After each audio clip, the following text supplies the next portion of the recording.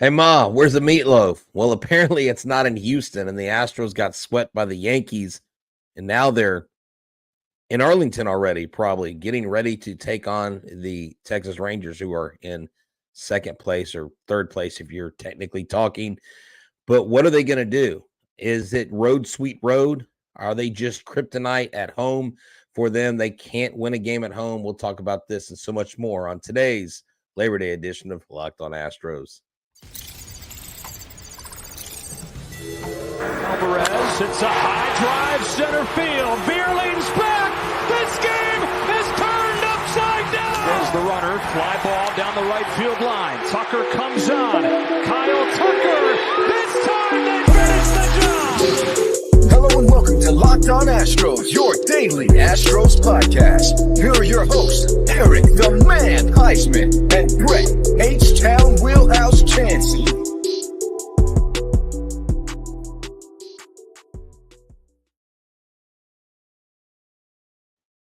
See me, but I'm right here, and you can join us for a daily Locked On Astros podcast. My name is Eric. He is Brett. And Brett, where can you find you at? They can find me at H-Town Wheelhouse on Twitter, Instagram, and TikTok. They can find me at Stros411 on Twitter, Instagram, and Facebook. Always positive, always Stros. They can find you at Eric Talk Stros on Twitter, and you can check out the show, subscribe to our YouTube channel, become an everydayer, and make sure that no matter what's going on in the Astros world, that you stay up to date with us, your daily Astros podcast. And guys, go ahead and continue making us your first listen, become an everydayer, and go ahead, subscribe to us, YouTube, everything like that, and become an everydayer. And thank you for everything. And guys, what we wanted to do was go ahead and kind of reflect. We were going to do a podcast last night, but we wanted to kind of stew on things. Nobody likes being swept. Nobody likes being swept by the Yankees. Nobody likes being swept, especially after the Mariners lost 2 games this weekend. It was a very bad series overall. There was a couple scares. You had Alvarez potentially hurting his knees. There was a scary moment there. You had Justin Verlander with another one of his stinker of a games. Then you had Cristian Javier, who all of a sudden just turned the light back on, and then all of a sudden the offense couldn't hit. And so there's just a lot for us to kind of think about. And so that's why we wanted to kind of sleep on it. So it wasn't just there's going to be some negativity today, but we wanted to just not go yesterday because I heard some of the post-game shows on some of the other stations, and it was just bad last night. And it's looking at Twitter or X, whatever we're calling it now, and it was just like I saw one guy saying that they're going to go up to Minute Park and go after Dusty Baker and everything. It's just like, guys, it's going to be okay. I'm not saying the Astros are guaranteed to make the playoffs at this point. It's scary. The Astros are in a position that they haven't been in 5 years. Normally, they're 6 games up, 12 games up. They are now a game back of the Mariners, and it sucks. And they're tied essentially with the Rangers, but they're not out of it. The Yankees are essentially out of it. They've been hot. They won 4 out of 5 games before coming to Houston. Then they swept us. They're going through a youth surge right now, and so they're riding this high right now. So this was a bad time to face them, especially with Jason Dominguez, a.k.a. the Martian, coming up because he crushed 2 big home runs against us. Yeah, look, everything that you said and just kind of add a little bit here and there. The Astros had a chance to put a dagger in the Yankees' heart for the season and pretty much all basically bury them to give them no hope of revitalization for the rest of the year. But they reinvigorated a young Yankees lineup who, for all intents and purposes, threw out 6 to 7 guys that in most cases would be in the minor leagues. If the Yankees were successful, half these guys wouldn't be up here right now. And you find yourself in a position where you could have put yourself into first place with the combination of losses and wins that Seattle's had over the last few days. You would have been at least a half game or a full game in first place going into Arlington, and you just need one win to secure the tiebreaker against the Rangers up in Arlington, and that will secure the season series against them. 2 wins gets you the series. A sweep on the road gets you in command of first place. And it just, I don't know what it is about the home ballpark, but they're 35-34 right now at home. Or yes, they're 35-34 at home. They're barely 500. They're 42-27 on the road. Right. This is 2 different teams. It makes 0 sense to me why they let pitchers come in and dominate them, and why they come in and get 7 hits and only 1 run in a home ballpark. Your key players are going over. To me, it was somewhat of a demoralizing defeat, Eric. And look, I'm always positive, always Stros, but let's just look at reality right now. Houston is in the 3rd wild card spot with Toronto only a game and a half back. If you go to Arlington and you lay an absolute goose egg and they play the way they played at home, you could find yourself on the outside looking in. All of a sudden, you're in command of almost taking over the lead in the AL West and guaranteeing yourself a spot in the playoffs to A bye. Yeah. from a bye to being out to being bye-bye. And that's just the harsh reality. Look, I've ranted a little bit over the weekend about the lineups. I don't understand why Chas isn't playing every day. I don't understand why Yanner Diaz isn't in the lineup every day. But at the same time, when your stars, when your leading RBI guys are going over in the game, there's nothing else that's going to matter. In my interview with Alex Bregman this last week, I asked him, is their experience one of the things they're relying on? And he said, when it comes to experience, it's more about execution. And if you're executing on offense and defense and pitching, then it works out for you. In this weekend, they didn't execute at all. The only thing they executed were outs and how to get out and how to not support their pitcher. Cristian Javier had a good start. Yeah, I know. He didn't look terrible. But this team, look, can we do this the rest of the year? Can we just demand that all home games become away games? Can we do that?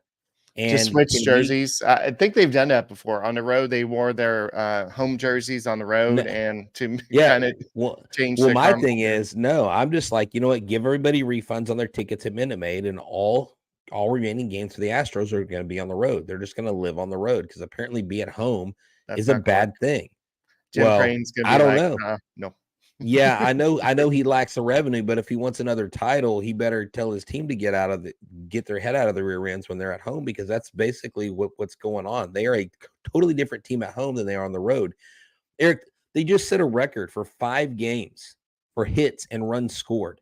Mm-hmm. They were obliterating the opponent, and they come home and they look like absolute dog water. It just, I don't get it. Yeah, so on Friday, it was Justin Verlander on a mound. He gave up the leadoff home run to DJ LeMahieu, and from there it was he tied a career high with 4 home runs allowed. His ERA is now 3.34 on the season. He did pitch 6 innings, allowed 6 earned runs, 8 hits. By that time, the game was out of control.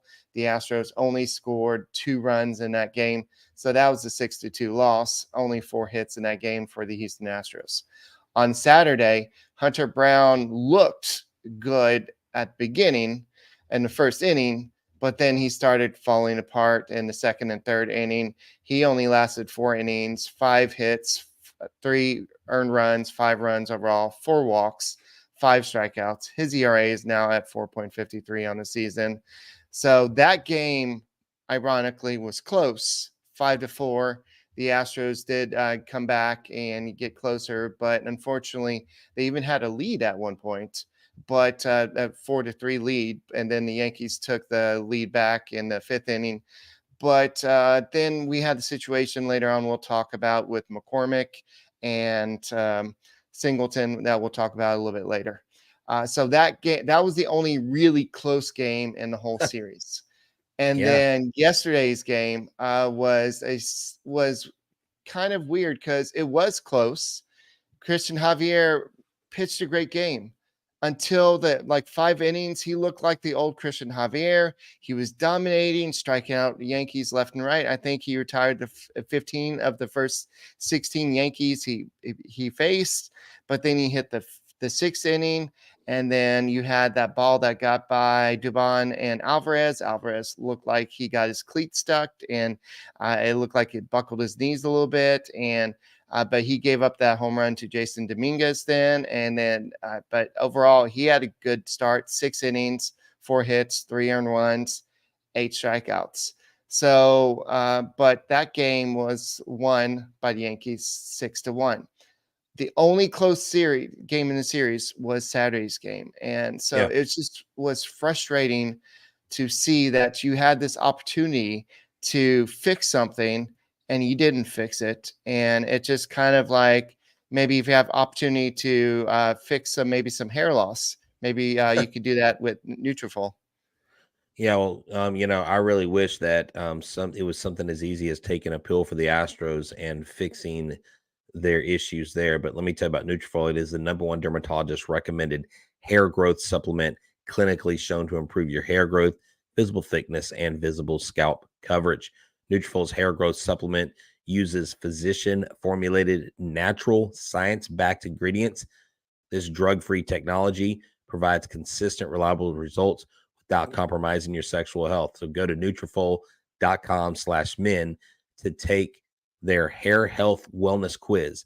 Identify causes of your thinning hair, and Nutrafol will give you a personalized plan for better hair health through your whole body wellness. That's right. Nutrafol supports healthy hair growth from within, targeting root causes of thinning, such as stress, hormones, environment, nutrition, lifestyle, metabolism, through whole body health. So take the first step in visibly thicker, healthier hair. For a limited time, Nutrafol is offering our listeners $10 off your first month subscription and free shipping when you go to Nutrafol.com/men and enter the promo code LOCKEDONMLB. Find out why over 4,000 healthcare professionals recommend Nutrafol for healthier hair. Nutrafol.com/men, spelled Nutrafol.com/men, and enter promo code LOCKEDONMLB. That's Nutrafol.com/men and use the promo code LOCKEDONMLB. Remember, the Astros play the Rangers today at 3:05 Central Standard Time. Catch every pitch of the Astros hometown broadcast with SiriusXM on the SXM app. Search Astros. Eric, you had talked. Brett, one thing. Players did take a pill or maybe injection that helped them in the 90s. We're not talking about steroids. Okay, so seriously, going back to Cristian Javier, someone says something about the walks were killing us, but see, that's the thing. Yesterday, there was only one walk in the entire game, Kendall Graveman, and walks killed us the day before and the day before, or hit by pitch or whatever. But Javier had a quality start, Eric. I mean, you just rolled the stats off: 6 innings, 3 earned runs, 8 Ks, only gave up 1 home run. The Yankee hitters did not hit Cristian Javier. They only got 4 hits off of him. They only scored 3 runs. You're supposed to be able to counter that with an offense. But when you have Tucker 0 for 3, when you have Abreu 0 for 3, when you have Brantley 0 for 3, when you have Altuve 0 for 3, and you have Diaz missing from the lineup, and you have who, when he came in, was 1 for 1, and then you have McCormick on the bench. Dubon was 1 for 3, but he didn't really do anything. Tucker did get an RBI despite going over, because that was a sacrifice fly. That was the only run they scored, was on a sac fly. This team's got to be better. This team, Altuve struck out 3 times in this game. Right. That's your leadoff guy. That's your guy that's supposed to get everything going and off the ground. He's also dealing with he keeps on fouling the ball off his shin or his I understand foot, that. so he's wearing padding. I understand. But you know what? I'm sorry, buddy. You're in the game. You've got to produce. Before we move too far away from Cristian Javier, I do want to give you a couple of quotes from Dusty Baker and Martin Maldonado. He said, Dusty Baker said, "That's the best game that Javier's thrown in a couple of months. The bottom order just got us, and he had a pitch on LeMahieu. So we were looking pretty good after we struck out Judge. He just got a breaking ball up on the kid." And then Maldonado said he kept the ball down. He had a good breaking ball. He had good tempo. Like I said, this is the best game he's thrown in a couple of months. And all the those those pitches in 6th inning, he didn't make any mistakes. So yeah, it's just unfortunately it was a situation. So was it Dominguez or was it who hit the home run off of him? I might have said it. No, it was Dominguez that hit the home run. Okay. It was Dominguez who hit the home run. And look, it's interesting. Despite the success that the Yankees had against us and recently, the Yankees are still very much on the outside looking in. And even though I said that they, it reinvigorated, gave them life, they're still 8.5 games out of the wild card. So they would need a total collapse by Boston, a total collapse by Toronto and Houston, all three of those clubs, for them to even move up into contention. So look, Yankees fans should be happy. They finally defeated the Astros in the regular season. It was their World Series. And so we tip your cap to you, because although I think the outlook may be a little bit bleak right now, I think the Astros still figure it out, still try to find a way to make it into the postseason. And when you get to the postseason, all bets are off. I think when you get to the postseason, that's when different things kick in. Look, you still got you got 2 of the top 5 RBI producers in Kyle Tucker and Alex Bregman. You still have yet to see what these guys are going to do in a postseason this year. And if Javier is figuring things out, let's just say he takes all freaking year to get it figured out until the playoffs get here and he helps you in the playoffs, then all is forgotten, because nobody cares how many games you win in the regular season. They just care if you win the last game of the season. And that's what the Astros are clearly focused on. It just still baffles me, Eric, how Dr. Jekyll and Mr. Hyde this team is. Like, how bad they are at home. It's not like they're losing 8 to 9 games on a regular basis. That Saturday game was very winnable. I think Sunday was a winnable game. You string together 3 or 4 hits in that game, you easily win that game. You keep those runs off the board. You swing momentum. You change things. It was tough. It was tough because this was a series that I think you had called for a 2-3 win. I had called a sweep. We had talked about how this was a perfect series for the Astros coming into this red hot, play the Yankees, like keep the steam rolling going into Arlington. And they just did not, as Alex Bregman said, they did not execute. Yeah. So they came in with a 5-game winning streak. And then, so who do you have in the starting center field on Friday? It was not Justin Verlander's personal center fielder, Mauricio Dubon. It was Jake Myers. And then on Saturday, you did have Chas McCormick in there. But then also on Sunday, it was Mauricio Dubon out there. So we had 3 different center fielders in there in the starting lineup. So a lot of people are asking what's going on with Chas McCormick, because Chas McCormick was also pinch hit for in Saturday's game with John Singleton. And I know Dusty Baker addressed it, and he said that the numbers said that John Singleton will be better against Holmes. There's a more likelihood that he was going to get a hit. But this whole situation is Chas McCormick has done stuff for you in the World Series. He has shown that he's a champion. Nothing against John Singleton. His time may come.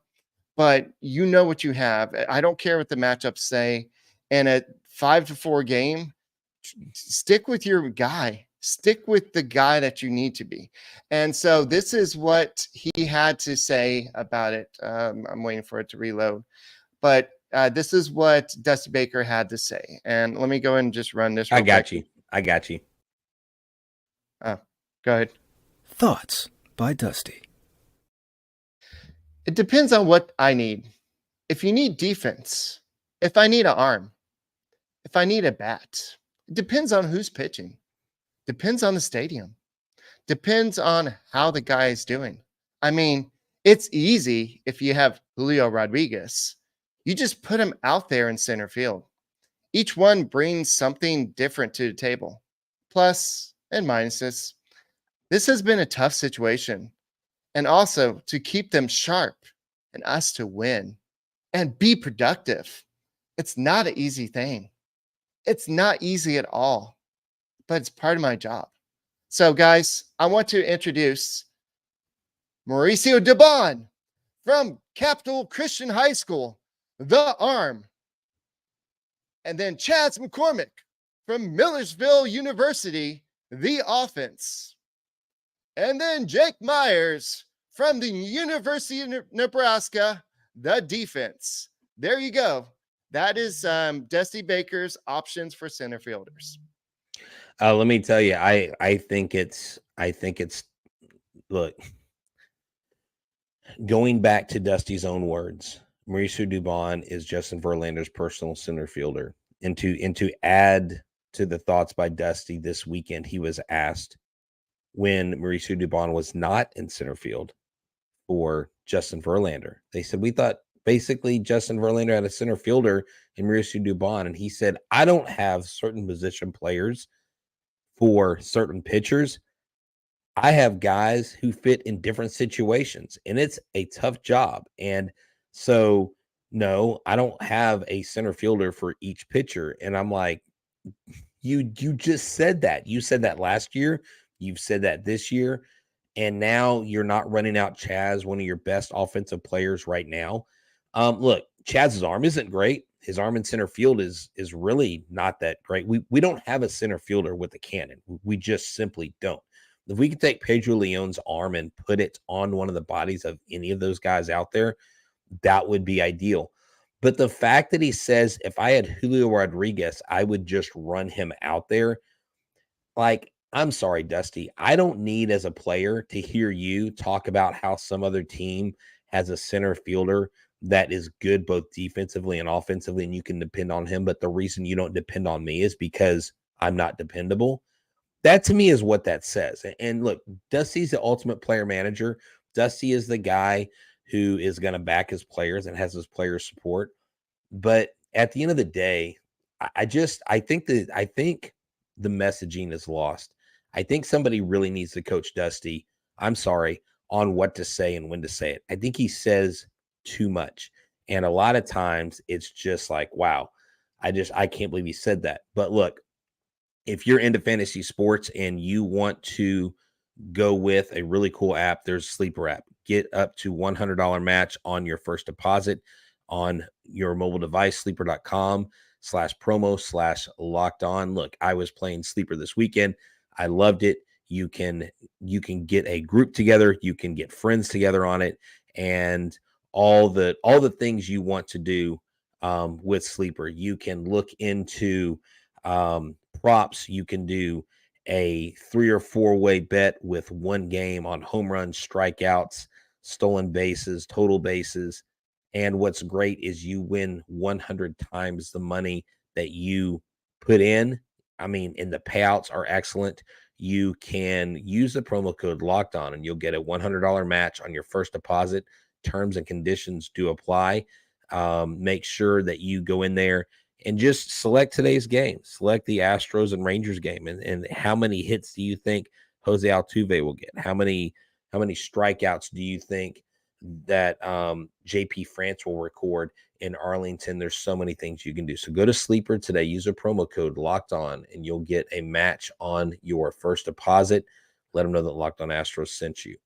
And the Astros do play. Oh, and if you want to go watch, if you can't listen to the game, but you want to go watch the game, go check out the game at Hooters. Hooters is your local place to check out all the Astros games.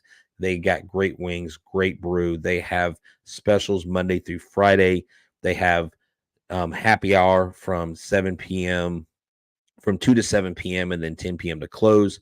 If you're going to NASA starting September 7th this week, they have Thursday night karaoke after Thursday night football every night, happy hour till close. Also, this Saturday, September 9th, Eric and I will be live at the Baytown Hooters. We'll be putting up the address and everything on socials. We'll be giving away game tickets. We'll be giving away prize packs, just different things there at Hooters, gift cards. And so come hang out with us September 9th. They're also going to have a car show at the Baytown area Hooters. So check us out. Come hang out with us. And just remember that Hooters makes you happy. The Astros do play the Rangers today at 3:05 p.m. Central Standard Time. Catch every pitch of the Astros hometown broadcast with SiriusXM on the SXM app. Search Astros. So, Eric, as I was saying with this whole thing, I just I get I feel like there's excuses, and then I feel like there's Dusty that basically says, "Look, I'm the manager. I make the decisions, like deal with it." Right. And then there's times when he throws out numbers and he says, "Well, this person does this against this guy and this," and half the time the numbers aren't even the same. And to me, if I get my messaging out there, like sometimes I'll say something and I'll have to go back and check it and I'll correct it, right? Nobody's perfect. Okay. I can't imagine all the different stats that he has in his head or all the reports that he has to read. So I don't pretend that it's easy to manage a Major League Baseball team. Otherwise, we'd all be doing it. And I'm not trying to armchair this thing to death, but I just think a lot gets lost in the messaging, and the fan base just wants someone to be straight up. Look, I just don't feel like Chas is an everyday center fielder. Why don't you just come out and say it? I mean, just come out and say it. Quit beating around the bush. Quit puffing us up and talking down to us like we don't have any intelligible baseball sense.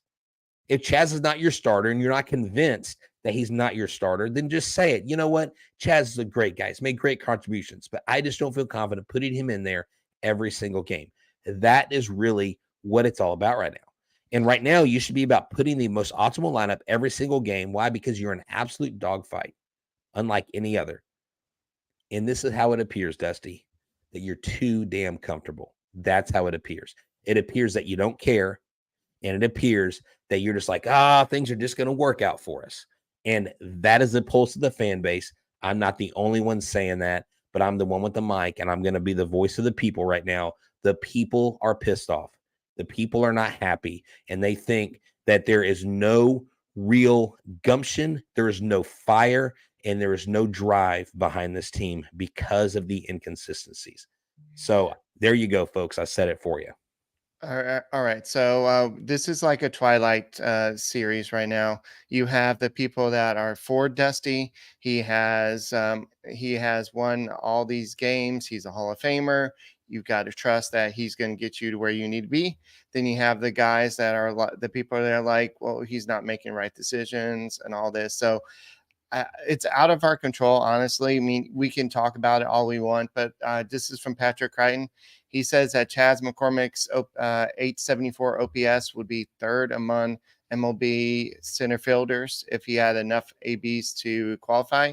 His 19 home runs are eighth among the center fielders, despite only having 327 at bats. His 363 on base percentage would be second among center fielders. His 511 slugging percentage will be third among center fielders. So he would be a good everyday option, but there's got to be some reason. Either he struggles against lefties, righties. He's not as good a defender as we think he is. There's got to be some reason that Dusty is not there. And we heard Justin Verlander, even on the ESPN broadcast last night, he was even advocating for Martin Maldonado. He said, yeah, it's just something about having that camaraderie, just knowing that you can trust what the guy behind the plate is going to put down there, because most of the time you're going to kind of make that decision, but it's good to kind of have the input and know that you can trust that guy. And apparently that's a big thing. And so that's why maybe Martin Maldonado is starting at catcher more, but it just, you have these, you have this guy in Yainer Diaz who's not playing that much. He's playing a little bit more, but now that you have Michael Brantley back, I think we're going to see a lot less playing time for him, unless you go ahead and put him at first base and take away some playing time from your big free agent off-season signing in Jose Abreu.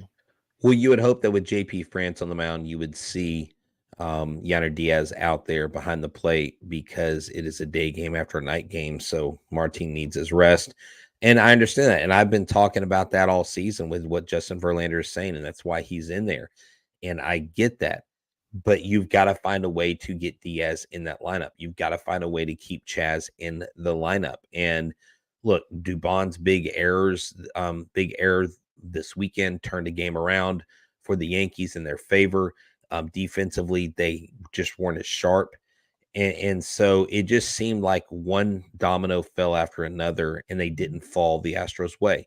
The Yankees came in and absolutely punched the Astros in the mouth, and they deserve credit. You can't take away from the Yankees what they did this weekend to the Houston Astros, because the Houston Astros all season long have been the better team and still are the better team.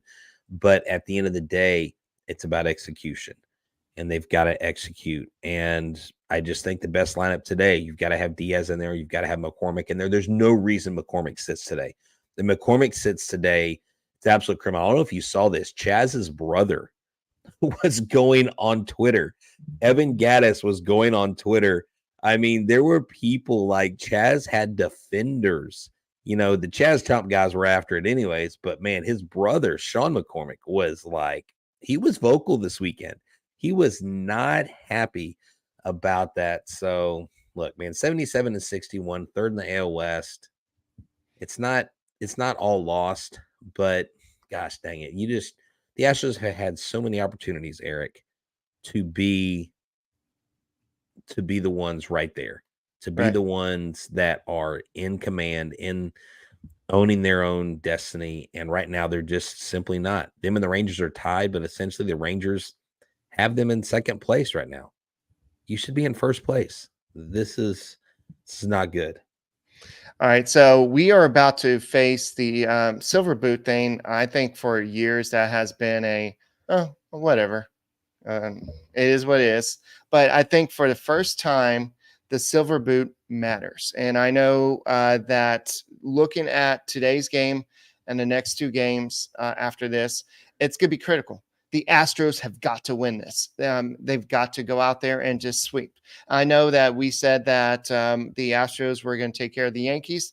The Yankees came and they did what a good team, a team that's struggling this year, is supposed to do against a good team. They went ahead and played their best baseball, and maybe the Astros were just expecting them to just roll over and play dead. But the Yankees did not do that. So credit to them. Jason Dominguez came up and did what he was supposed to do. But we could see a matchup of Max Scherzer and Justin Verlander. That could be epic. And there's also been a lot of bad blood this season. There's a benches clearing but just an incident last time. Simeon and Martin Maldonado had some words. Simeon, ever since Simeon kind of made those comments, the Rangers have kind of gone down a little bit. You have the Hall of Fame managers, Bruce Bochy and Dusty Baker.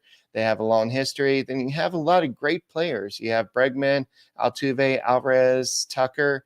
Then you have Simeon, Seager, Adolis Garcia. Garcia is a guy that seems to kill the Astros every time he faces it. And this could be the series that really determines the AL West. Because if you go ahead and win these games, then that's going to give you a 3-game lead over the Rangers. Conversely, if you don't do that, then you're going to be 3 games behind the Rangers or whatever. Not a full. Well, it won't be a full 3 games in the standing. You'll gain.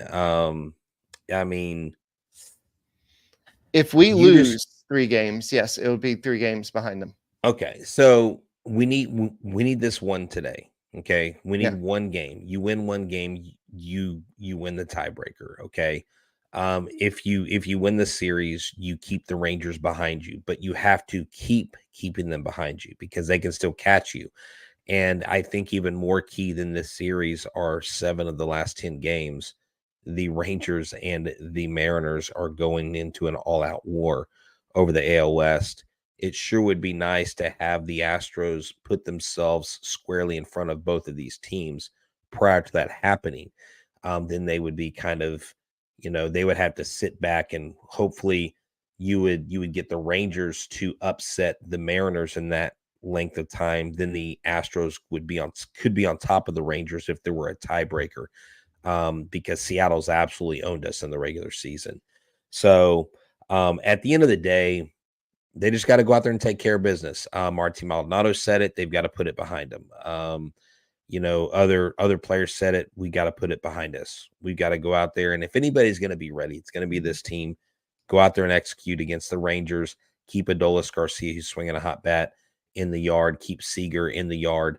And just go to Arlington and do to them what we've been doing to them most of the year, and that's winning ball games. So last time we were up there, we did a phenomenal job handling them. And look, I just want to say this before we go. This last weekend, University of Texas, San Antonio, UTSA played U of H football. Eric, I had 2 former students both playing in that game against each other, and one of them sent me a DM of both of them standing next to each other. These are young men that I had in the 7th grade. They're both playing Division I football.